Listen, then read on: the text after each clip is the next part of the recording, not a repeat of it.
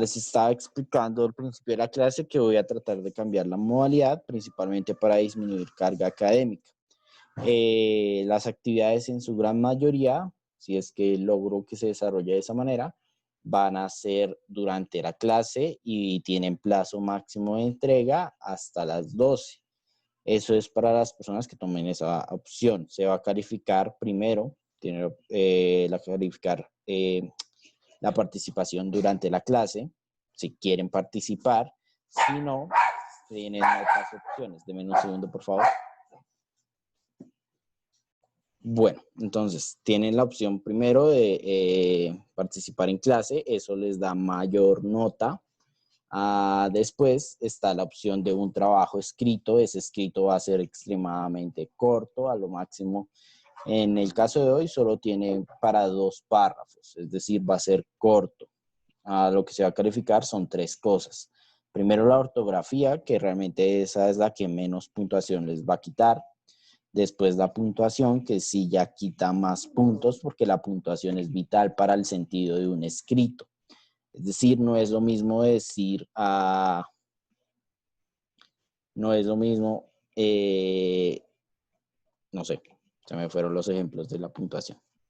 Bueno, es vital la puntuación en un escrito porque eso le da sentido. Una sola coma o un solo punto puede alterar por completo el sentido de una oración.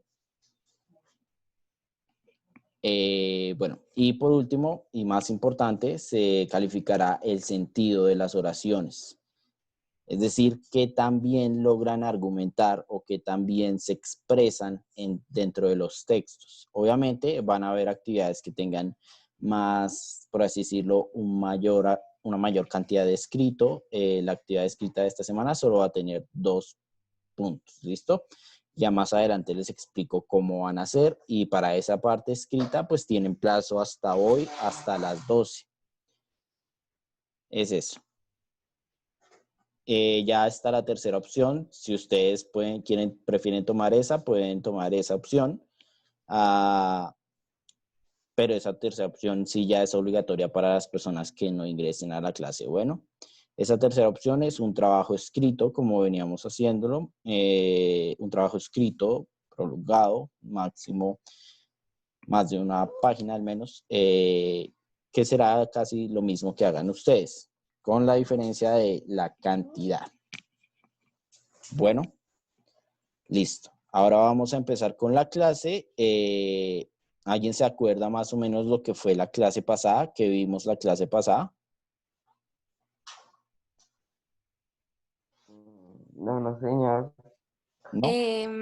Globalización. La historia de algo de América en el siglo algo así más o menos. El siglo XIX.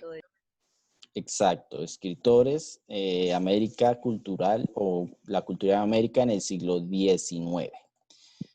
Aquí tengo pues lo que vimos la clase pasada para retomar un poco. Recuerden que en el siglo XIX la mayoría de sociedades latinoamericanas, exacto, la mayoría de sociedades latinoamericanas, por así decirlo, estaban estructurando sus nuevas naciones. Eran el comienzo de nuevas naciones. América Central y del Sur tenían, por así decirlo, una dependencia cultural con Europa. Todos sus movimientos culturales habían sido desarrollados originariamente en Europa. Esos movimientos culturales son los siguientes.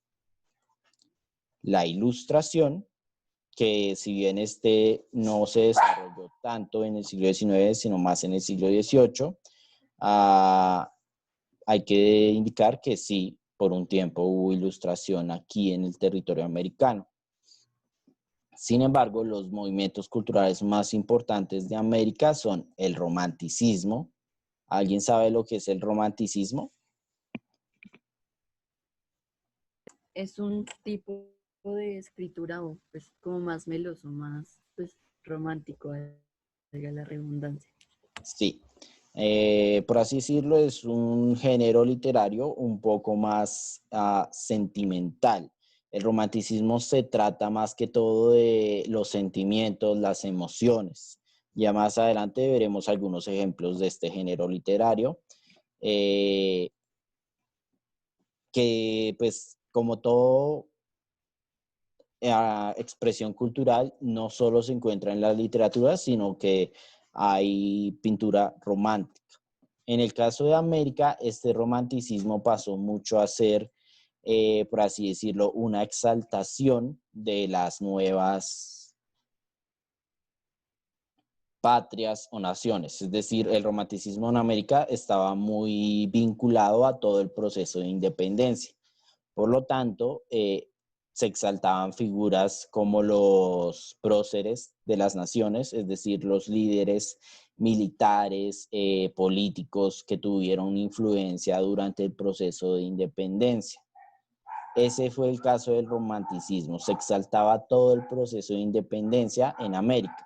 Ya en países como en Europa, también se exaltaba, por ejemplo, movimientos como la Revolución Francesa, donde se exaltaban las libertades, los derechos. Sin embargo, el romanticismo tiene un enfoque sobre las emociones. Pues en la pintura no se ve tanto porque no hay como, o sea, estas pinturas no lo demuestran tanto. Las de Europa sí son un poco más expresivas en los gestos. Aquí, como les dije, el romanticismo estuvo muy vinculado a lo que fue el proceso de la Ilustración y toda la exaltación de los próceres y de los procesos de independencia. También se hablaba un poco de la parte emocional, de las ganancias de las libertades, entre otras cosas. Eso es el romanticismo en términos generales. Después, el siguiente movimiento más importante en América Central y el Sur, porque América del Norte es diferente, recuerden eso, es el positivismo. Este positivismo no solo es ciencia, sino que también es no solo es arte, sino que también es filosofía y ciencia. Este positivismo también nace en Europa, por eso les dije que en el caso de América Central y el Sur realmente era una dependencia cultural, porque todos los movimientos que se hicieron acá durante el siglo XIX, pues nacieron primero en Europa y nacieron en el siglo XVIII. Entonces aquí llegaron como siempre tarde. El positivismo era más un intento por reflejar las cosas tal cual son. En la ciencia se trata de alabanza de los datos o de la razón. Eso es el positivismo en la ciencia. Sin embargo, en el arte se trata más que todo de una exaltación de la realidad. Por eso existieron dos movimientos, el realismo y el naturalismo. El naturalismo es más que todo en el arte y en la pintura. Y el realismo sí se ve en la pintura y en la literatura. Este, por ejemplo, es un caso de pintura realista. El realismo era más que todo una especie de crítica social. Trataba de reflejar, por así decirlo, la realidad de las sociedades latinoamericanas. Eso es lo que intentaba el realismo. Por eso hace un análisis profundo de las costumbres y de las tradiciones del siglo XIX. Eso es lo que buscaba el realismo. Ya se deja de lado lo sentimental para hacer una descripción más realista de la realidad. La diferencia principal entre el romanticismo y el positivismo, en este caso el realismo, está en que el realismo no se enfoca tanto en el individuo y en los sentimientos, sino que hace un enfoque más en el colectivo y en las relaciones sociales. Eso es el realismo. Pues el realismo ya depende de cómo esté escrito. Hay muchas formas de hacer realismo y lo mismo pasa con el romanticismo. Pero bueno, continuemos. Esta pintura creo que es un mural mexicano, no estoy muy seguro, pareciera ser un mural mexicano, lo cual eso es el mural mexicano, el muralismo mexicano es hasta el siglo XX, pero bueno, es un ejemplo de realismo. No trata de, por así decirlo, ocultar defectos, como ven aquí están las arrugas o ciertos cambios en la piel, como si lo hacía el romanticismo. El romanticismo buscaba, por así decirlo, una exageración o una visión idílica o ideal de la belleza. El realismo muestra las cosas tal cual son. Después tenemos el naturalismo, que ese sí ya es más que todo en el arte latinoamericano. El naturalismo se difundió más en la pintura latinoamericana. ¿Por qué? Porque era, por así decirlo, bueno, esta es una expresión tanto realista como del naturalismo. Aquí refleja la realidad, poblaciones afro obligadas a trabajar bajo condiciones, podríamos decir, inhumanas o injustas. Sin embargo, el naturalismo también se encuentra acá. Esta parte es realismo, pero el naturalismo se expresa mejor acá. Dame un segundo, a ver que cargue. Listo. El naturalismo se trataba de un enfoque de... No, esto es costumbrismo. A ver. Bueno, el naturalismo era un reflejo, por así decirlo, de la naturaleza. El naturalismo lo que buscaba era mostrar cómo era el contexto o la naturaleza de América Latina. Entonces, por eso ponía un énfasis en demostrar, por ejemplo, los bosques tal cual estos eran en la realidad. Lo que buscaba era ser fiel a la naturaleza, que la pintura, que la obra de arte reflejara tal cual se veía la naturaleza. Es decir, ser lo más fiel posible al contexto. Bueno, ese es en el caso de América Latina. En el caso de América del Norte, sí vemos una independencia cultural. ¿Por qué creen que América del Norte sí tiene una independencia cultural?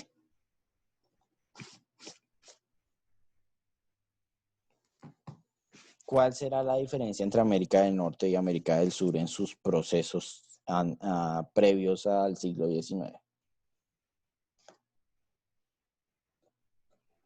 Profe, repite la pregunta, por favor.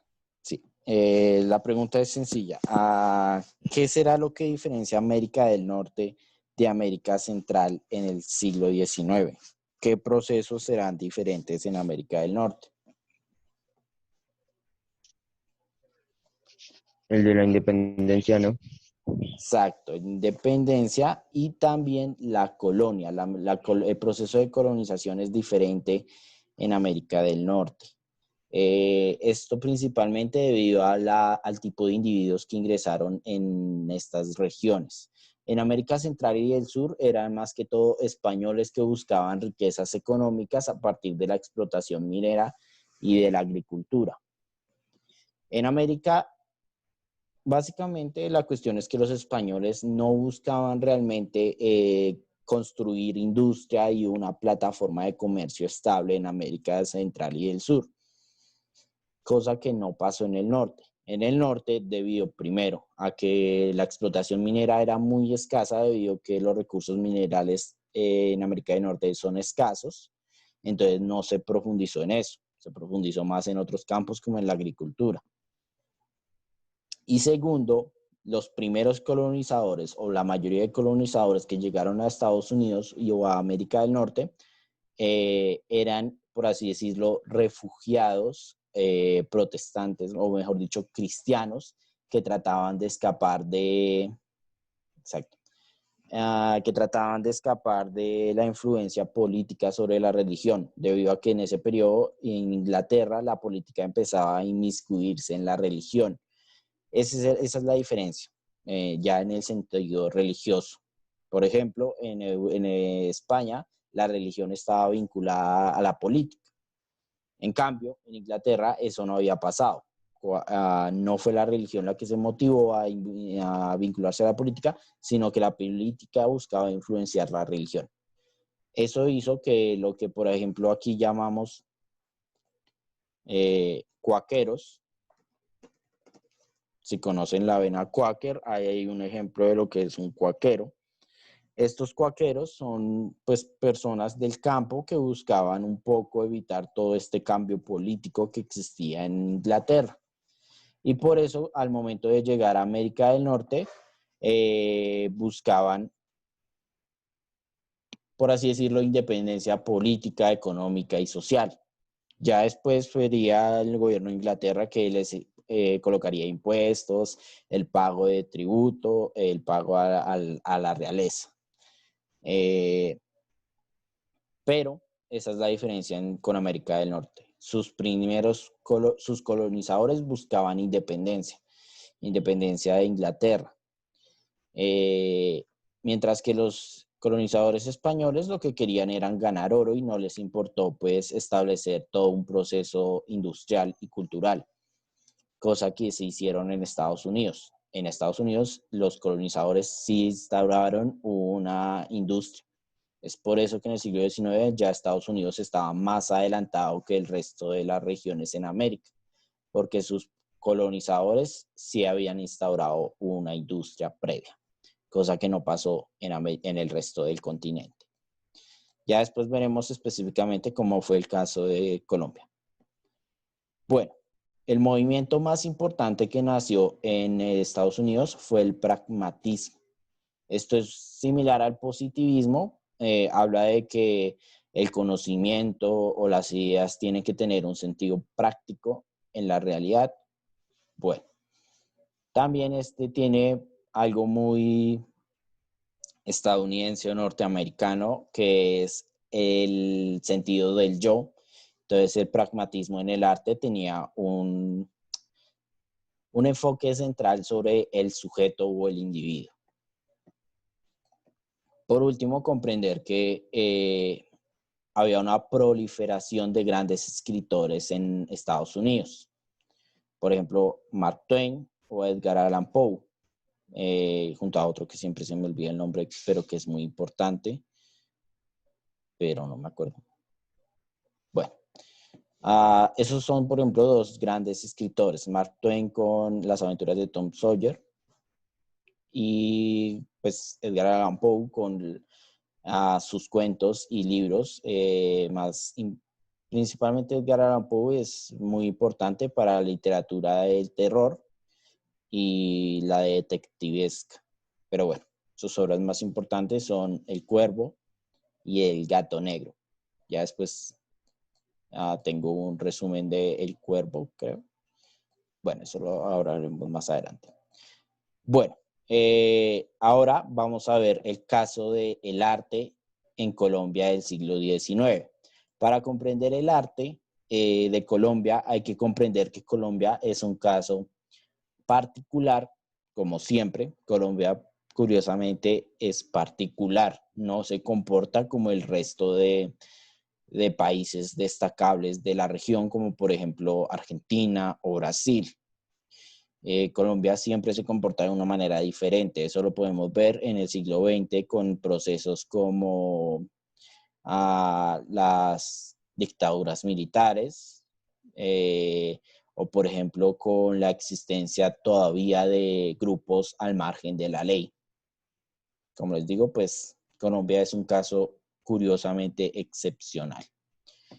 Bueno, para comprender el caso de Colombia hay que comprender que Colombia entró en un retraso cultural durante la colonia. ¿Por qué? Por lo mismo que América del Norte fue avanzada, culturalmente hablando. Colombia tenía exceso, por así decirlo, o tenía un gran número de recursos minerales. Esto hizo que en Colombia no hubo una preocupación por industria, no hubo una preocupación por el arte, ni una preocupación por un enfoque más dinámico o de comercio. ¿Por qué? Porque pues al tener tantos recursos minerales, pues estaban más preocupados por extraer esos recursos que por realmente incentivar algo en este país. Por eso, Colombia, en comparación a las otras regiones o a los países destacables de América Latina, como Argentina, tenía un retraso cultural. La cultura en Colombia no comenzaría sino hasta el siglo XVIII. Es decir, sí habían escritos, pero realmente no es que Colombia se destacara en esta parte. En la región cultural, Colombia no tenía un gran avance. Estaba muy retrasada en comparación al resto. Por lo que les digo, la explotación minera, como siempre, causa problemas en este país. También hay que comprender que para el siglo XIX, que es el que nos preocupa, o mejor dicho, que nos importa, existía una especie de conflicto social entre dos clases que, si bien estaban beneficiadas económicamente, pues tenían ciertas, por así decirlo, contradicciones. Estaban los terratenientes o grandes hacendatarios, que era decir, las personas que tienen un alto número de tierras, que principalmente el problema era que estos apoyaban toda la cultura tradicional o todo lo que se heredó de la colonia. Entonces apoyaban un poco todo esto de poner enfoque minero, no desarrollar tanto el sector industrial y de comercio, sino desarrollar principalmente el sector agrícola exclusivamente. ¿Por qué? Pues porque para ellos les beneficiaba más el desarrollo del sector agrícola que el desarrollo del sector industrial, porque les vendían a las grandes industrias. Les preocupaba pues que con el cambio de una industria nacional, estas ganancias que tenían se disminuyeran. Los terratenientes, por lo tanto, eran tradicionalistas. Y el conflicto también con lo moderno, cuya representación eran los comerciantes. Estos sí buscaban la instauración de industrias aquí, porque eso les beneficiaba. ¿Por qué? Pues porque traer algo de otra región en el siglo XIX era muy costoso. En cambio, si lograban instaurar industrias donde comerciaban, en las ciudades que comerciaban, les beneficiaría. Estos apoyaban más que todo la disolución de varias de las instituciones tradicionales. Bueno, en sí, podríamos decir que ni siquiera a principios del siglo XIX Colombia se destacaría en el campo cultural. No sería sino hasta alrededor del año 1850 que comenzarían a aparecer los grandes escritos de la nación. Y esa es una cuestión. Pues en el siglo XIX aparecían grandes escritores, pero no eran tan prolíferos o no eran tan numerosos como en el caso de Estados Unidos. Sin embargo, estos grandes escritores que aparecieron en Colombia sí eran bastante destacables. Es decir, se destacaban por su cuenta. En sí, en Colombia hubieron pues dos movimientos fundamentales y un tercer movimiento que, si bien no es tan importante, sí tuvo grandes representantes en el país. El primer movimiento de gran importancia dentro del país es el romanticismo. Como ya les dije, pues ya les expliqué el romanticismo, que tiene un enfoque en lo sentimental. La máxima expresión de este arte o de este género literario en Colombia se encuentra en el señor Jorge Isaacs, que nace en 1837 hasta 1895. Y su mayor obra es denominada María. Ya después veremos unos videos que traten de esto, entonces no se preocupen tanto. Por último, en segundo lugar, tenemos el costumbrismo. Este género literario y artístico, pues tiene en el caso de Colombia un gran representante que, si bien no es tan importante como Jorge Isaacs, sí tiene una relevancia. Su nombre es Eugenio Díaz y nace en 1804 y muere en 1865. Su mayor obra, su obra más representativa es Manuela. Ya les voy a hablar un poco de ello, pero primero enfoquémonos entonces en comprender qué es el costumbrismo. El costumbrismo es básicamente una expresión artística a través de la cual se busca reflejar las costumbres y tradiciones. Aquí, por ejemplo, vemos una típica, bueno, no es una corrida de toros, sino es una parte de la exhibición taurina, la expresión del caballo y del jinete y todo eso.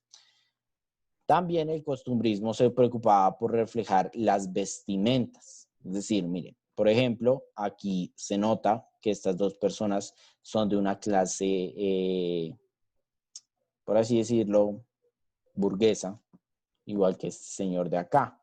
Sin embargo, también podemos ver la vestimenta de otras personas que podríamos decir, digamos, este podría ser de un campesino, de una clase, digamos, media, y esta persona sí ya tiene una vestimenta más rústica o rural.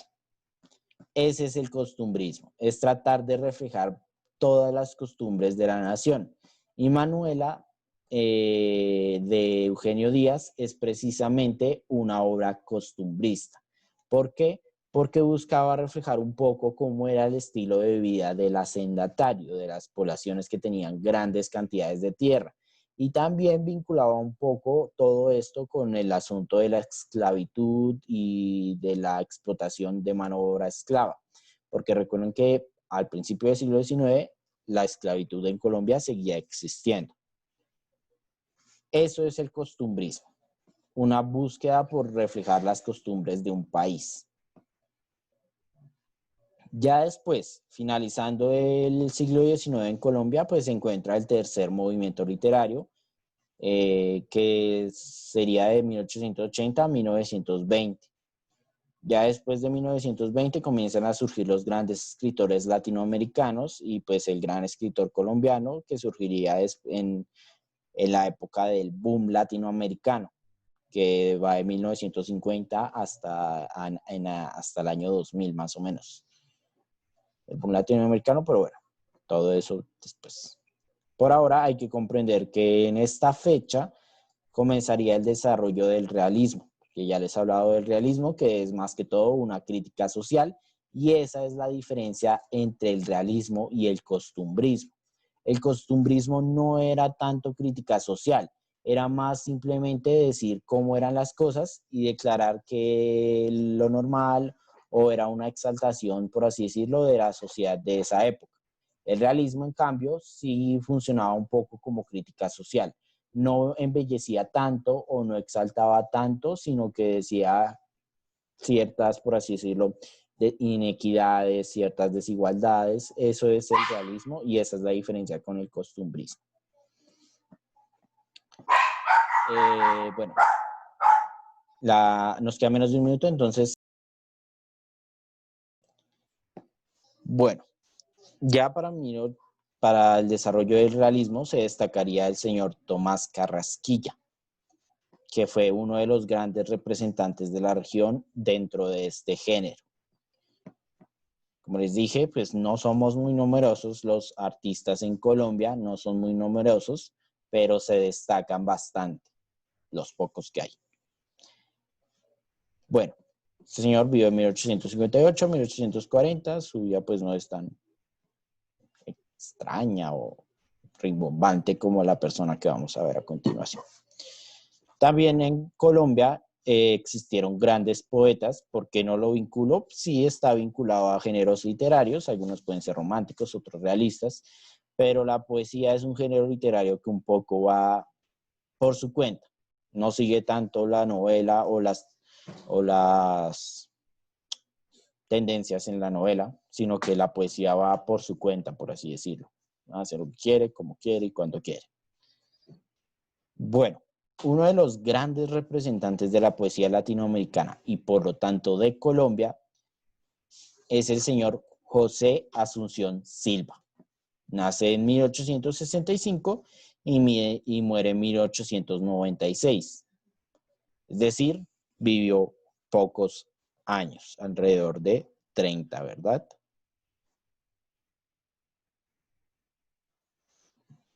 Sí, no. Es un cálculo matemático simple.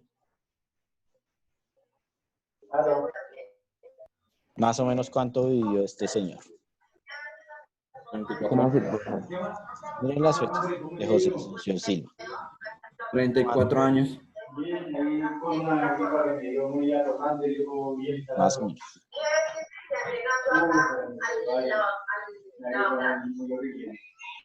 Bueno. José Asunción Silva, si bien es uno de los poetas más importantes, también sigue un poco esta tradición de los artistas. Él muere a una edad temprana, principalmente porque se suicidó. Entonces, se perdió pues todo esto, o bueno, todo lo que dejó, todo el gran número de poesía que dejó, lo hizo a una edad muy temprana. Por eso es una pérdida cultural para el país. suicidio, y pues como todo suicidio está plagado de teorías conspirativas donde declara que ahí se suicidó por una persona, entre otras muchas otras versiones.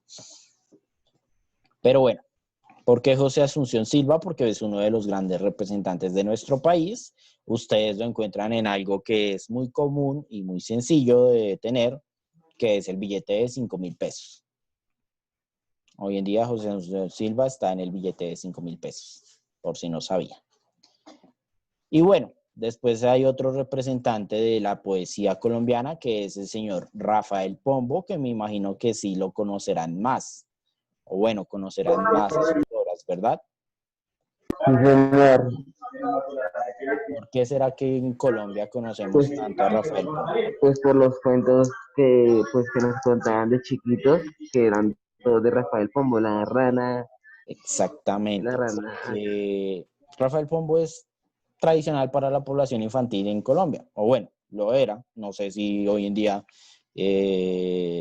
pues las poblaciones mucho más jóvenes, la población mucho más infantil, sabe o ha escuchado a Rafael Pombo. Lo ideal es que sí. Si bien Rafael Pombo pues no es uno de los grandes poetas, porque pues su poesía y su lírica se enfocaba más a la población infantil, y eso ya lo hace pues de menor categoría, por así decirlo, en el campo artístico, porque pues dedicarse al entretenimiento infantil lo posiciona como de menor categoría, por así decirlo. Pues en el campo cultural. Esas son las cuestiones en el campo artístico, que algo tan simple como pues dedicarse a la población infantil ya lo clasifiqué como inferior, por así decirlo. Pero bueno, Rafael Pombo es importante para Colombia porque sus escritos para la población infantil pues han superado varios límites de tiempo y de espacio. Se difundieron por gran parte de Latinoamérica. Ojalá todo el mundo pudiera pues conocer a Rafael Pombo. Bueno, listo. Eso sería en general toda la clase de esta semana. Pues es corto principalmente porque Colombia no destacó mucho durante el siglo XIX. Como les digo, tenía grandes artistas, pero no era lo general, eran excepcionales. Artistas que se destacaban incluso a otros artistas de la región, pero su número era reducido. No proliferaban tanto como por ejemplo en el caso de Estados Unidos, donde sí había un gran número de escritores destacables. En el caso de Colombia eran muy importantes, pero eran pocos. Entonces por eso la clase de hoy no va a durar tanto la parte teórica. Bueno, listo. ¿Alguna pregunta?